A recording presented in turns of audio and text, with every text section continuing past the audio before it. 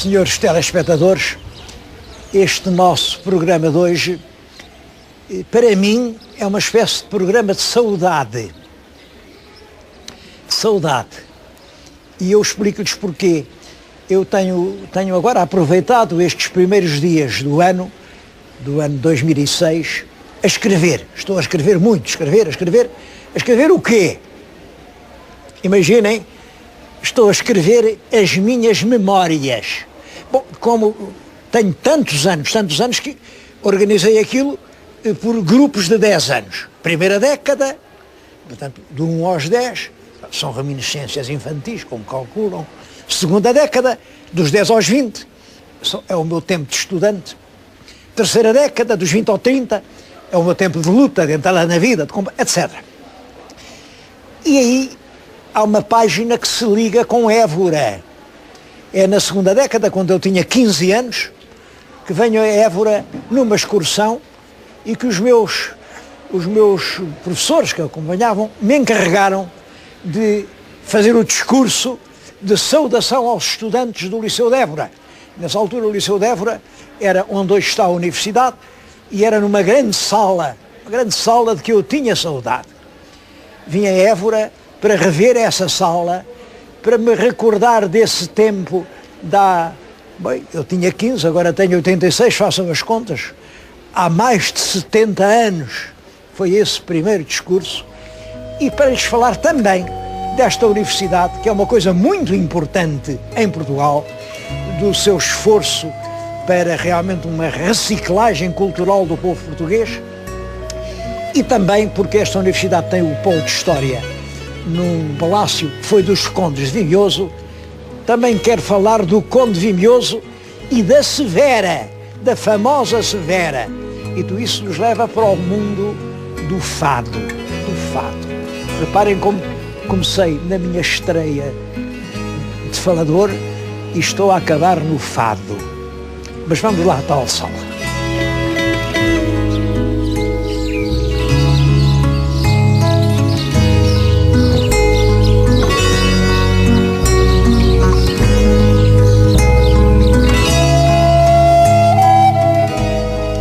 A grande sala era esta em que agora estou. Bom, e o lugar onde falei, como eu costumo dizer, era aqui, precisamente aqui. Foi desta tribuna que eu falei aos meus colegas de Évora há portanto, mais de 70 anos. Bem mais de 70. Nessa altura eu não sabia que o que então era o Liceu de Évora tinha sido uma importante universidade portuguesa durante a segunda metade do século XVI, todo o século XVII e a primeira metade do século XVIII. Foi uma universidade que durou precisamente 200 anos.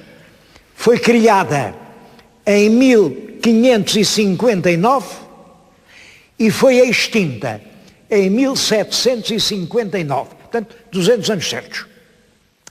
Foi criada, está ali o cardeal Infante, Dom Henrique, que é um dos filhos do Dom Manuel, como sabem foi rei de Portugal quando morreu tragicamente o Dom Sebastião em Alcácer Quibir.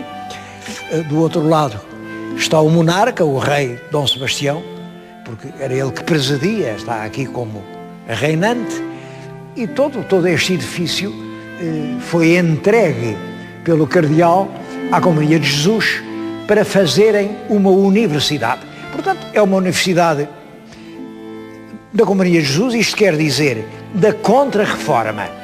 Como sabem, no século XVI há importantes movimentos culturais dentro da Igreja. Surge o Lutero, o Zwinglio, homens que dizem que a Igreja do seu tempo não está a ser fiel à pureza das palavras que Cristo disse no mundo e exigem uma transformação, uma reforma completa dentro da Igreja. Isso levou metade da Europa a desligar-se da obediência a Roma, portanto rasgou-se a unidade católica da Europa e a própria Igreja de Roma fez um grande esforço, que é a Contra-Reforma, e no Concílio de Trento, enfim, tentam realmente evitar essa crise que foi muito grave, muito grave. É nesse movimento de Contra-Reforma que se inscreve a fundação de universidades pela Companhia de Jesus. E esta foi uma delas. Teve um papel realmente notável. Eu tenho aqui um documento da universidade com as licenciaturas, dá cerca de 40 licenciaturas. Este documento tem até uma frase que eu não quero dizer mal, mas não vou deixar de fazer um comentário. Tem Universidade de Évora, honesto estudo com longa experiência misturado.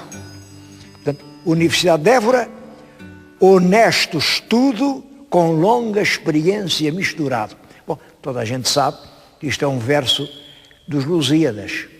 Quando ele se dirige a Dom Sebastião, diz-lhe: mas quem sou eu que falo, baixo e rude, de vós não conhecido nem sonhado? Mas depois diz: não me falta na vida honesto estudo, com longa experiência misturado. Esses versos são curiosos porque os biógrafos do Camões parece que nunca os leram. Ele está aí a dizer concretamente que o rei nem sabe que ele existe. Quem sou eu que falo, baixo e rudo, de vós não conhecido nem sonhado? É um pobre homem. Bom, mas depois faz o seu elogio. Não me falta na vida honesto estudo. Ele estudou na vida, não foi na universidade. Nunca andou em universidade nenhuma. Ele tinha o saber escudeirático. Era bom, e isso, um estudo na vida, é verdade, ele estudou muito, ele sabia imensa história, imensa mitologia, imensa oratória, retórica, cultura poética, gramática. Camões é um prodígio mental, realmente é um prodígio mental. Agora, toda essa lenda do estudante de Coimbra, tudo isso não tem pés nem cabeça. Bom, e, portanto, aqui nesta frase, Universidade de Évora, honesto estudo com longa experiência misturado, falta o essencial, é o na vida. Ele não estudou na universidade, ele estudou na vida. Bom, agora, esta universidade formou aqui muita gente importante, uma ilustre professora, a senhora doutora Maria Luísa Guerra, acaba de publicar um livro sobre mestres e discípulos notáveis que passaram pela Universidade de Évora. E ela registra centenas de nomes. Eu não contei quantos, mas são mais de 200 pessoas notáveis. Essas figuras são principalmente pessoas que difundiram pelo mundo, na China, no Japão, na Índia, na África, no Brasil, a doutrina cristã. Daqui partiram os missionários, centenas de missionários, que difundiram a cultura europeia por todo esse largo mundo. Esse é o grande título de glória da Universidade de Évora. Formou os missionários que levaram a palavra cristã às 4 partes do mundo. É claro que a Companhia de Jesus surge na Contra-Reforma e, portanto, adota uma atitude conservadora, contra as mudanças. A Companhia é contra as mudanças.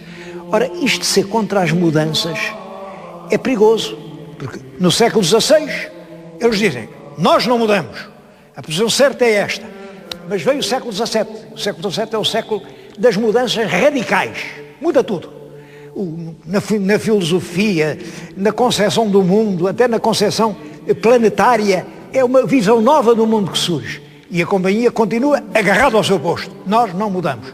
Claro, chegam ao século XVIII e estão desacreditados. O ensino da Companhia de Jesus, no século XVIII, está completamente desacreditado porque está desatualizado.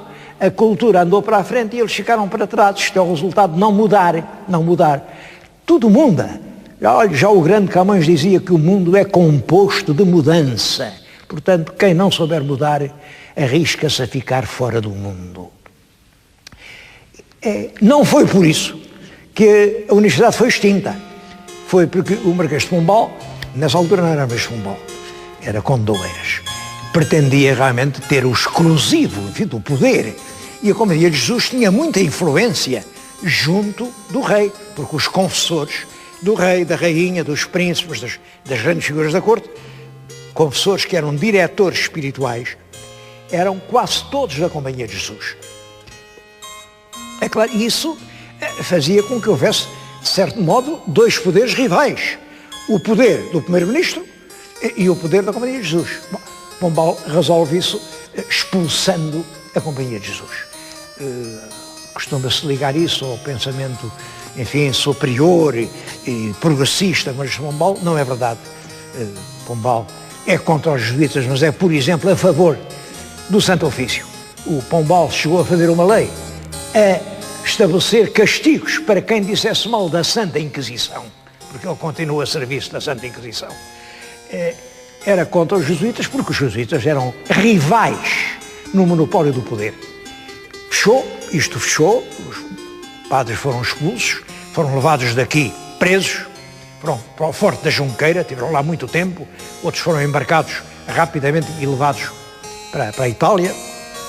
Isto esteve muito tempo abandonado e depois teve muitas utilidades. Isto foi quartel, foi Casa Pia, agora muito tempo foi liceu.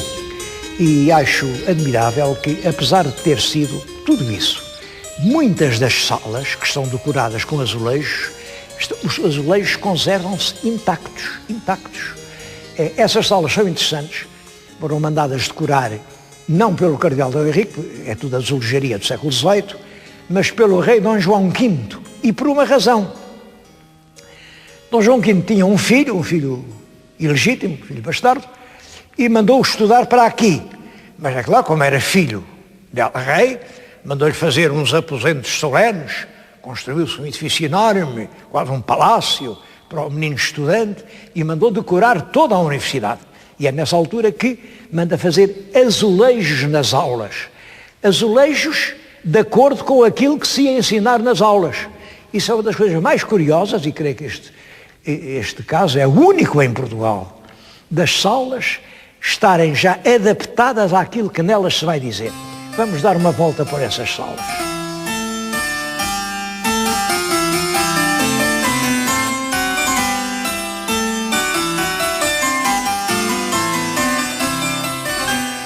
Nesta sala ensinava-se filosofia. Ali na tribuna o professor lia a sua lição, por isso se chama lente. Lente é aquele que lê, lia, e nos bancos, aqui à volta de toda a sala, os estudantes escreviam rapidamente o que o professor lia. Nessa altura não havia carteiras. Mas o interesse das aulas está em que os azulejos representam cenas que se relacionam com a matéria ensinada. Aqui é a Academia de Platão. Vê-se o Platão, está sentado, entre as pessoas que o escutam está aqui o Aristóteles, são, como sabem, os grandes filósofos gregos, é Sócrates, Platão e Aristóteles, e a decoração anda à volta disto, Sócrates, Platão e Aristóteles. Num dos casos está ali o Aristóteles a ensinar o Alexandre, o imperador Alexandre, Alexandre Magno, mas todas estas cenas são sobre a filosofia grega.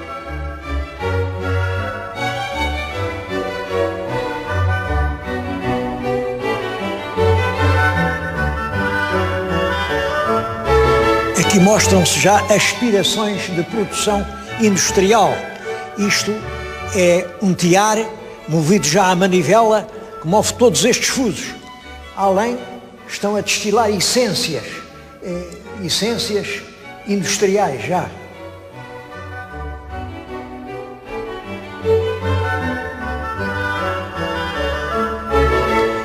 Nesta sala mostra-se uma experiência, é a força do vácuo.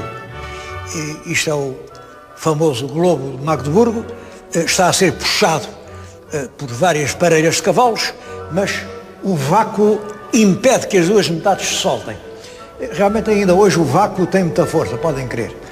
Daquele lado é uma aula de desenho, vêm-se os discípulos a desenhar um modelo.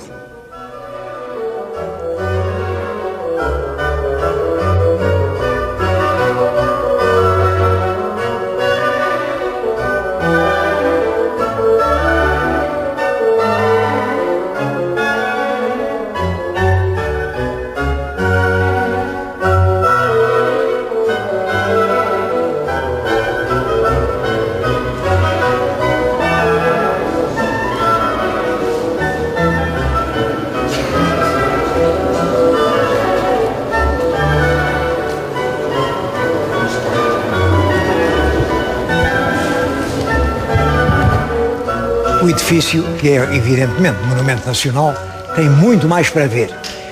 Esta é a biblioteca, uma biblioteca onde os alunos estudam e estão mesmo a estudar, como podem ver, e onde se expõem aqui alguns dos livros publicados pelos professores. Também isto me parece bastante saudável. Uma árvore conhece-se pelos frutos que dá. E eu, quando vou a qualquer escola superior, faço sempre esta pergunta. E publicar o que é que foi publicado? Aqui a pergunta não ficou sem resposta. Tudo isto são obras dos professores da Universidade de Évora.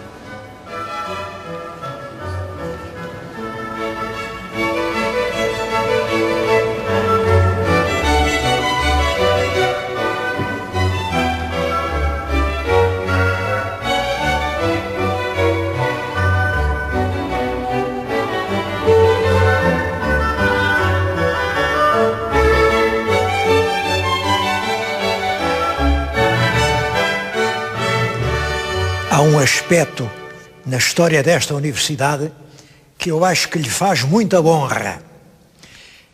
Como já disse, a universidade foi extinta em 1759 e depois foi restaurada em 1973. Claro que uma universidade do século XX ocupa um espaço muito maior do que uma universidade no século XVI. Aquele colégio muito bonito onde nós estivemos chegava perfeitamente para as necessidades escolares do século XVI e XVII, mas no século XX não servia. Então que fazer? Criar um grande edifício, um grande parque universitário aqui no centro de Évora? Não. A universidade foi antes para o caminho de ocupar e valorizar, restaurar, preservar velhos edifícios históricos na cidade. Acho que foi a solução certa. O caso mais flagrante talvez seja este. Estou agora a falar-lhes no Palácio Vimioso. É aqui a sede do Departamento de História. O Palácio Vimioso está ligado a aspectos muito importantes da nossa história. Era o palácio, claro, dos condes do Vimioso. Mas quem eram os condes do Vimioso? Olhem, o primeiro conde, Dom Francisco de Portugal, foi feito conde pelo rei Dom Manuel em 1515 e era filho do bispo de Évora. Do bispo de Évora, Dom Afonso. E, talvez por isso, este palácio está mesmo junto da catedral, porque eu suponho que aqui residiria o próprio bispo. Esta porta que estão a ver atrás de mim é dos fins do século XV. Portanto, é do tempo do bispo, não é do tempo do filho que depois foi conde. É do tempo do bispo. Esse bispo era filho do conde de Orém e Marquês de Valença, também de Dom Afonso, mas o Marquês de Valença não casou.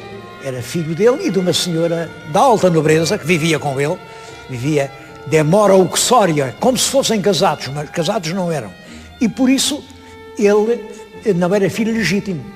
Foi por isso que ele não pôde suceder na situação do pai, de conde de Orém, de Marquês de Valença e de herdeiro do Duque de Bragança, porque este conde de Orém era filho do Duque de Bragança e era neto do rei Dom João I. Já veem que era realmente da mais alta nobreza, era gente de sangue real. É claro que o bispo foi bispo de Évora, enfim, foi um bispo como qualquer outro. Aquele garoto é que depois o Dom Manuel, o rei Dom Manuel, fez-o conde e deu-lhe o título de Conde do Vimioso. Foi um homem notável, muito inteligente, ficou famoso pelo seu espírito.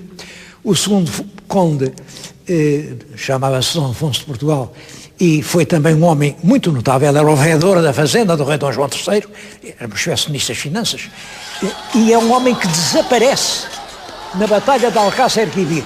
Estava ao lado do rei, combateu rijamente com ele, foi ele que disse ao Dom Sebastião: agora, senhor, só nos resta morrer. E aí diz que o Dom Sebastião lhe terá respondido: morrer sim, mas devagar. Eu não sei, estas grandes frases eu fico sempre um pouco desconfiado. De qualquer maneira, é certo que ele esteve ao lado do rei e que não voltou a Portugal. Não se sabe se morreu na batalha, se morreu no cativeiro. Nunca voltou a Portugal. Ele tinha lá 3 filhos a lutar com ele. Um desses filhos, o mais velho, que é Dom Francisco, gastou praticamente a fortuna a remir cativos, trouxe dezenas e dezenas de fidalgos para o reino. Para isso contraiu grandes dívidas junto dos judeus mercadores no norte da África, endividou-se. É o Dom Francisco de Portugal e seria ele o 3º conde. Seria, mas não foi. Não foi porque, quando se põe o problema, morre Dom Sebastião, quem é agora o rei de Portugal? Bom, Dom Sebastião não tem filhos, não tem irmãos, não tem sobrinhos. Quem é o rei? Tem que se ir à procura de um descendente do rei Dom Manuel. Os descendentes, há realmente o rei Filipe II de Espanha, que é neto. É neto porque é filho de uma filha. Há a rainha Dona Catarina, duquesa de Bragança, que é neta. É neta porque é filha de um filho. E há o Dom António, que é o prior da ordem monástica comunitária do Talar, um homem muito poderoso, portanto, e que é filho de um filho. É filho do infante Dom Luís. Simplesmente não é legítimo porque também o pai não casou com a mãe. Quem é que deve preferir? Bom, nessa altura funcionava a lei sálica. A lei sálica diz que enquanto há homens não se confessam mulheres. Olha, é um pouco o contrário do que é agora. Agora, enquanto há mulheres, não se confessam homens. Mas nessa altura era assim. Portanto, se o Filipe era filho de uma filha, era preferido pela Dona Catarina, que era filha de um filho, mas, sobretudo, estaria o período do Crato, que era varão e era filho de um filho. Mas o facto de não ser legítimo impediu. Em todo caso, o futuro 3º conde do Vimioso toma corajosamente a sua causa, luta com ele, e ele, Prior do Crato, com muita inteligência. Imaginem, no meio contestável do reino de Portugal. Isso era uma velha questão de família. Já o bisavô dele tinha querido ser contestável e não foi, e por isso houve aquela guerra terrível entre ele e que veio a acabar com a morte miserável do infante Dom Pedro em Alfarrobeira, tudo isso, e ele fala contestável, e foi um contestável de uma lealdade, de uma fidelidade, combateu com ele e saiu a escorrer sangue do combate de Alcântara, vai para a França a tentar arranjar soldados, dinheiro, alianças, depois vai para a Inglaterra e consegue organizar realmente uma grande armada que vai aos Açores, e há a Batalha Naval de Vila Franca do Campo, em 1582, em que ele bravamente combate até ser cruelmente ferido, fica praticamente agonizante e morre prisioneiro 2 ou 3 dias depois. E dizem algumas histórias, os vencedores prestaram grandes honras, não prestaram honras nenhumas, e a prova é como é que lhe deram sepultura. Pegaram no cadáver e atiraram no mar.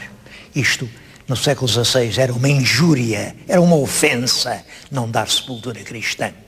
Bom, segue-se depois o 4º conde, que é também uma pessoa notável, e depois começam a ter muitos títulos, pelos casamentos têm muitos títulos, mas quem ficou na história não foi nenhum desses famosos, desses grandes, desses realmente grandes. Quem ficou na história foi o 13º conde. Porquê?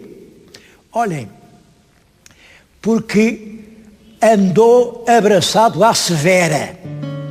Bom, a Severa era uma rapariguita dali da Moraria, da Rua do Capelão, cantava ao fado, e a certa altura essas rapariguitas da vida, enfim, a moral burguesa escandalizava-se com elas, e o governo mandou metê-las todas em ruas próprias. Elas protestaram, e aí é o conde do Vimioso, o 13º conde do Vimioso, que diz, não, isso não pode ser, e pegou na Severa e parece que viveu em companhia dela. De qualquer maneira, ficaram famosos os amores do conde com a Severa, e a Severa, enfim, passou de certo modo à lenda em Portugal.